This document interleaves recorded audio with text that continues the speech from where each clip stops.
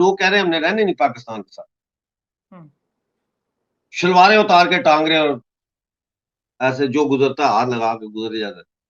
पाकिस्तान से पाकिस्तान के खिलाफ बगावत के नारे जिस तरह से आज़ाद कश्मीर के अंदर लग रहे हैं, तो सब ये सिचुएशन तो बहुत ज़्यादा ख़तरनाक है। और कल मैं सोशल मीडिया पे देख रही थी कि वो कश्मीर को 1971 के साथ लिंक कर रहे हैं कि ये वही लोगों के अंदर जुनून देखा जा रहा है कश्मीर में, जो कि 1971 में किसी वक्त बांग्लादेश में देखा गया था। और क्या आवाम को वाकई लग रहा है कि ये 1971 ही हो रहा है?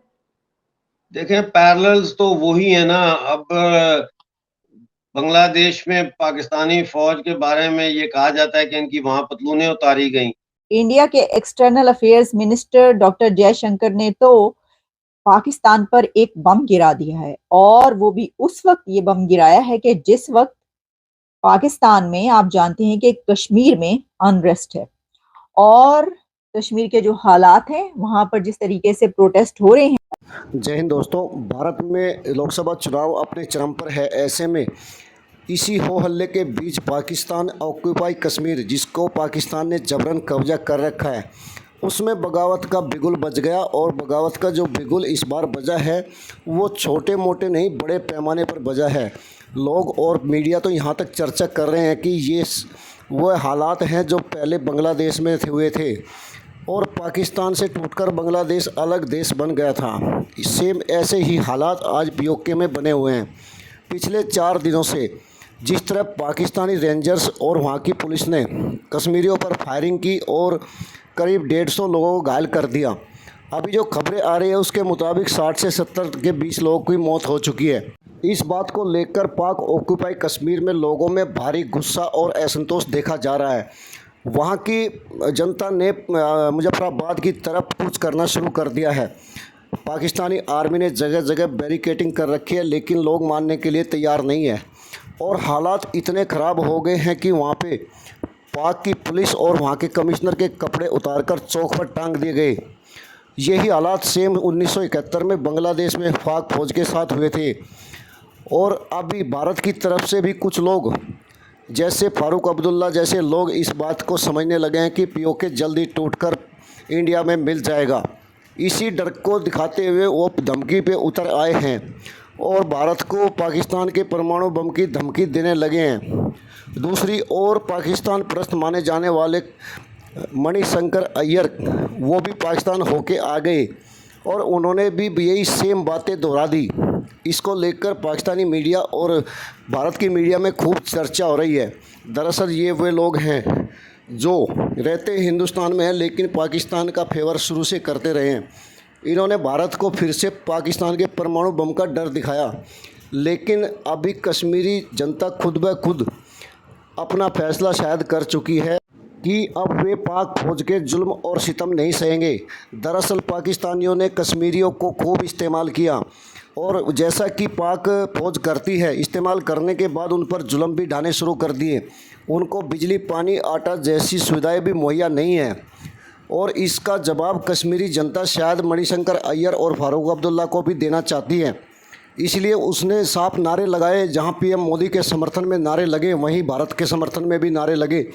वो दिन दूर नहीं लगता जब कश्मीरी आवाम मणिशंकर अय्यर और फारूक अब्दुल्ला और साथ ही कंगाल पाकिस्तान को भी जवाब देने के मूड में है और वो घोषणा कर सकती है कि वो भारत में विलय के लिए तैयार है।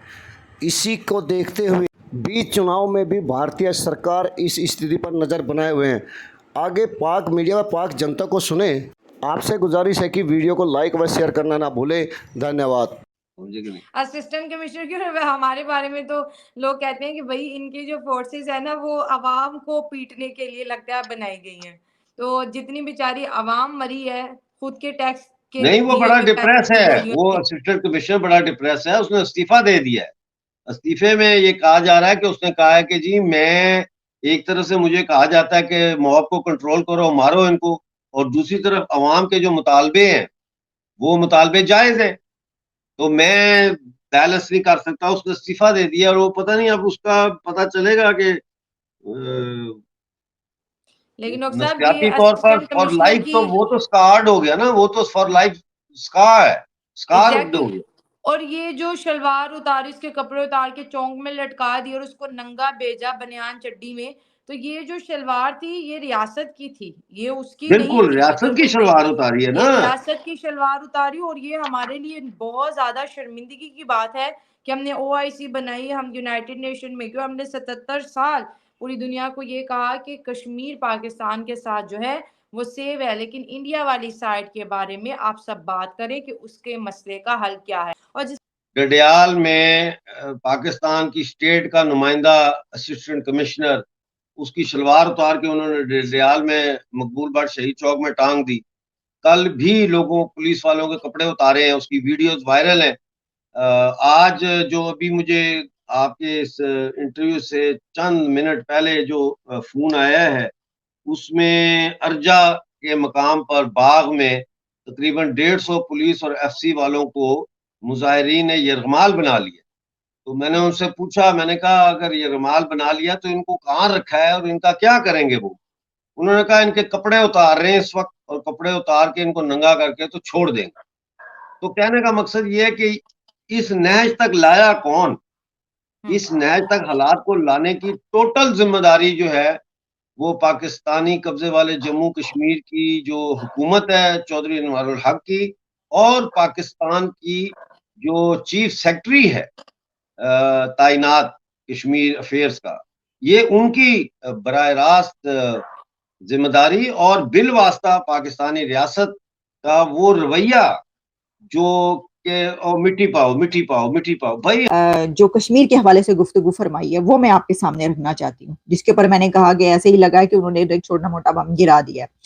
अच्छा, अब ये इस टाइमिंग, ये जो इसकी टाइमिंग है बड़ी अहम है। डॉक्टर जयशंकर ने जो बात की है तो इसकी टाइमिंग बहुत इंपॉर्टेंट है। जैसा कि मैंने आपको बताया कि ऐसे वक्त में कि जिस वक्त काफी वहां पे दंगे फसाद, प्रोटेस्ट और अनरेस्ट है इतना, उस वक्त ऐसे बात करना, इसके बहुत सारे जो मीनिंग्स हैं वो लिए जा सकते हैं, कोई कोई भी मीनिंग ले सकता है। लेकिन पहले आपको बताते हैं उन्होंने कहा क्या है। देखिए, उन्होंने ये कहा कि ये बात अपनी जगह पर है कि it is part of India, it will be part of India, और एक दिन जो है हम इसके ऊपर जो इलीगल ऑक्यूपेशन है उसको खत्म करेंगे। वो किसका ये कह रहे हैं ऑक्यूपेशन? वो पाकिस्तान के हवाले से ये कह रहे हैं, क्योंकि जो इंडिया है वो ये कहता है कि वो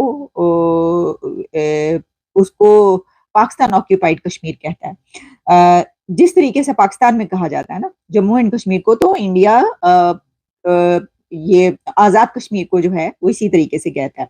अच्छा, फिर उन्होंने कहा कि और एक दिन पीओके को भारत के साथ जोड़ देंगे, ये कहना था डॉक्टर जयशंकर का। और फिर उन्होंने ये कहा कि एक दिन पीओके को भारत के साथ वापस जोड़ देंगे। फारूक अब्दुल्ला का इसमें उन्होंने कुछ हवाला दिया, जिसमें उनका कहना ये क्या था कि फारूक अब्दुल्ला जो हैं वो हमें याद दिलाते हैं कि पीओके की बात ना करें क्योंकि पाकिस्तान के पास न्यूक्लियर है। अच्छा, सिर्फ यही नहीं बल्कि उन्होंने वो जो मनी आयर शंकर हैं उसके हवाले से भी ये बात की, जिसमें उन्होंने कहा कि फारूक अब्दुल्ला और जो मनी शंकर शंकर जो भी उनका नाम है, वो जो कांग्रेस के लीडर है, वो हमें ये कहते हैं कि जो इसकी बात ना करें, इसकी वजह यह है कि पाकिस्तान के पास न्यूक्लियर है। तो इसके ऊपर डॉक्टर जयशंकर ने ये कहा कि उनको अपने यानी कि भारत के न्यूक्लियर पर ज्यादा गर्व है।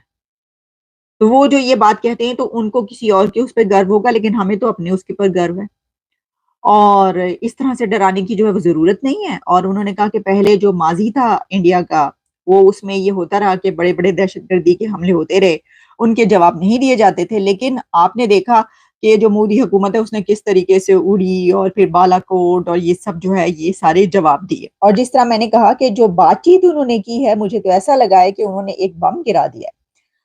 उन्होंने ये कहा है कि कश्मीर, जिसको कि आप जानते हैं कि इंडिया में पीओके कहा जाता है, उसमें उन्होंने ये कहा कि पीओके इंडिया का हिस्सा था, है और रहेगा, और एक दिन हम ये इलीगल ऑक्यूपेशन खत्म करेंगे। लेकिन कश्मीर पर उन्होंने बहुत ज्यादा बात की और बड़ी सख्त बातें की। वैसे तो अभी कुछ ही देर में मैं ये समझती हूँ, मुझे लगता है कि पाकिस्तान के दफ्तर खारजा की तरफ से कोई ना कोई स्टेटमेंट जो है वो आने वाली है, आएगी। लेकिन वो तो जब स्टेटमेंट आएगी तो हम देख लेंगे, क्योंकि वहां पर तो अभी तक यही फैसला नहीं हो सका कि ये जो अनरेस्ट है कश्मीर में, इसको कैसे देखना है, वहां के लोगों को कैसे इंसाफ फराहम करना है और वहां के लोगों को सस्ता आटा और सस्ती बिजली कैसे फराहम करनी है कि ये अनरेस्ट खत्म हो सके, बल्कि वो लॉन्ग मार्च की तरफ बढ़ते चले जा रहे हैं। लेकिन बहरहाल, तो उससे पहले कि वो कुछ करे तो दूसरी तरफ डॉक्टर जयशंकर ने बहुत कुछ कर डाला है।